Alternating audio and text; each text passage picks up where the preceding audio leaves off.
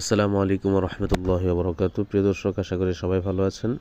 আজকে আপনাদেরকে দেখাবো নদীতে পদ্মা মেঘনায় কিভাবে ইলিশ ধরা হয়। এই যে এটা দেখছেন, এটা হচ্ছে একটা জালের আঁচল। এটাকে জেলেদের পরিভাষায় আঁচল বলা হয়। আর এই যে সামনে দেখতে পাচ্ছেন যে বাঁশ দেখা যাচ্ছে, এটাকে বলা হয় পকেট। এই যে আমি যেটা দেখাচ্ছি, এটা হচ্ছে পকেট। এই পকেটের ভিতর মাছ এসে আটকে যায়। তো এগুলো যখন জালগুলো টেনে যখন উঠানো হয়, তখন কিন্তু এই পকেটের মধ্যে আবার যে গাইল আছে, সেই গাইলের মধ্যে ইলিশ মাছগুলো এসে আটকে যায়। এই জালের নৌকা হচ্ছে ওই যে সামনে দেখছেন যেটা, সেটা হচ্ছে এই জালের নৌকা।